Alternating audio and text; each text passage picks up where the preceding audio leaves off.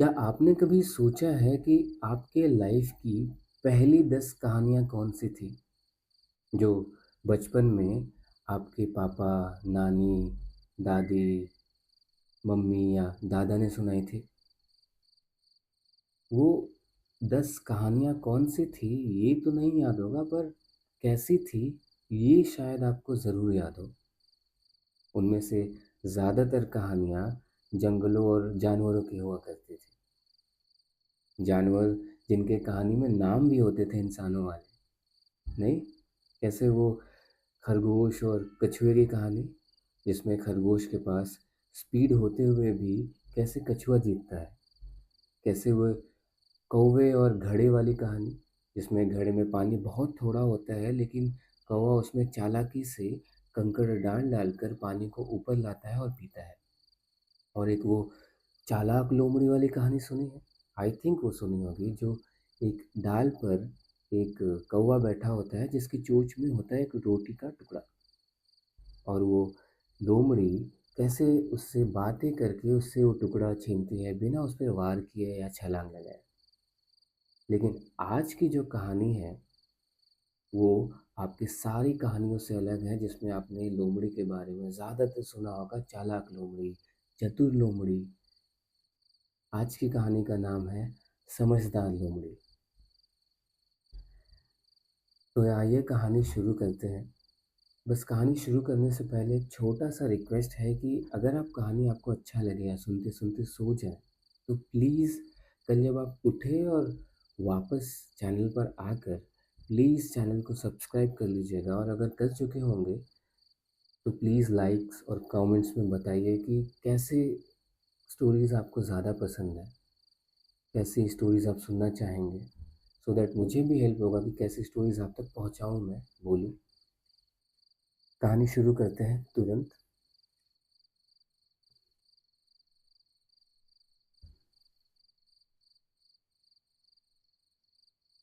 कहीं दूर पेड़ों की गोद में बसा था एक सुंदर हरा भरा जंगल, जिसका नाम था चंपकवन।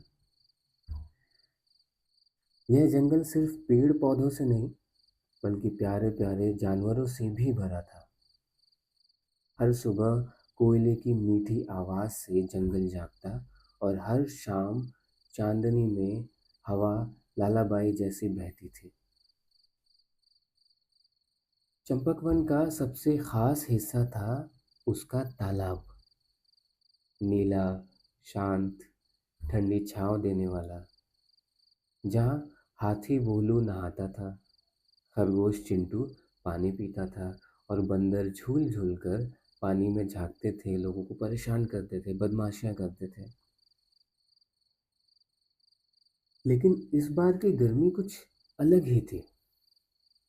दिन ब दिन सूरज और तेज होता गया, पेड़ों की पत्तियां मुरझाने लगी, और फिर एक दिन चिंटू खरगोश भागता हुआ आया, तेज हांफता हुआ, और बोलता, तालाब तालाब सूख रहा है। फिर सारे जानवर वहाँ इकट्ठा हो गए।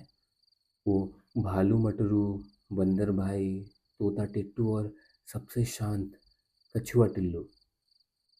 तालाब सच में सूख रहा था। पानी अब केवल तली में जमा था। धूप उसे चुपचाप पी रही थी।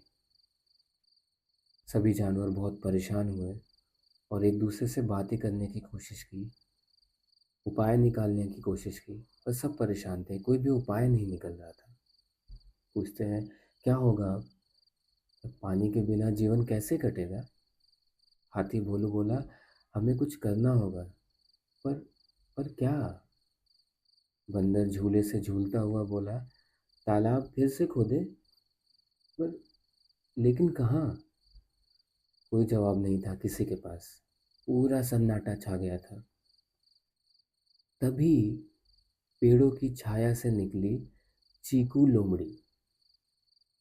चीकू, जो अक्सर चालाक मानी जाती थी, कभी कभी शरारती भी, लेकिन आज उसकी चाल में कुछ अलग था। एक सोच, एक समाधान। चीकू ने बोला कि अगर तुम सब चाहो तो मेरे पास एक उपाय है। सभी ने चौंक कर उसकी ओर देखा और फिर तुरंत चीकू ने जमीन पर अपनी नुकीली नाक से एक नक्शा बनाना शुरू शुरू किया। नक्शा बनाते बनाते चीकू ने समझाना शुरू किया अपना प्लान और बोला, ये देखो, ये है हमारा तालाब और यहाँ पीपल का पुराना पेड़ है। उसके पीछे की ज़मीन थोड़ी नीचे है। अगर हम वहाँ एक कुआं खोदें तो शायद हमें ज़मीन के नीचे पानी मिल जाएगा। थोड़ी देर तो पूरा सन्नाटा रहा। फिर मटरू भालू बोला कि खुदाई करेगा कौन? चीकू मुस्कुराई। उसकी पूंछ धीरे धीरे हिली और बोली, हम सब करेंगे, लेकिन मिलकर। मैं योजना बनाऊंगी, भोलू खुदाई करेगा, चिंटू मिट्टी की नमी को देखेगा, मटरू खाना लाएगा जंगल से और टिल्लू निगरानी रखेगा और तुम सब साथ दोगे।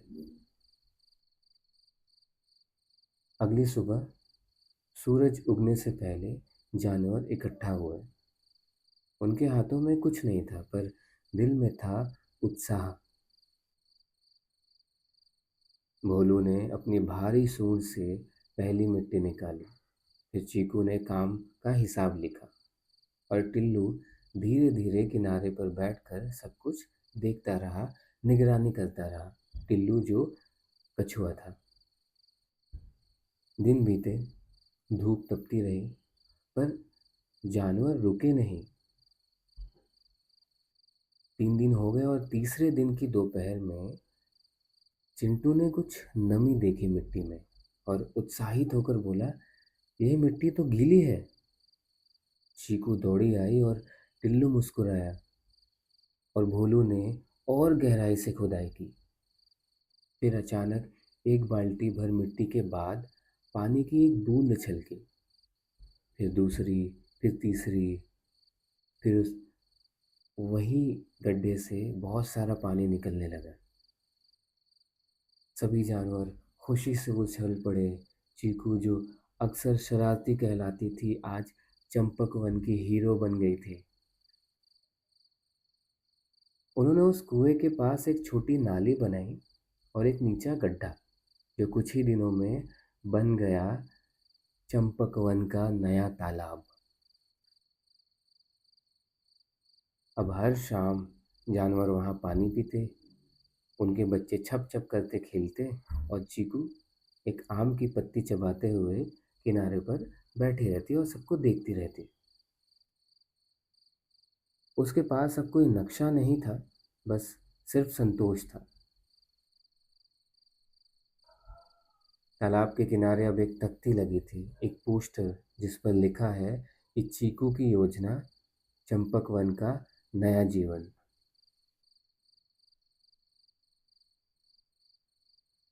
जब डर सबको घेर ले, तब कोई एक शांत दिमाग वाला शायद रास्ता दिखा सकता है।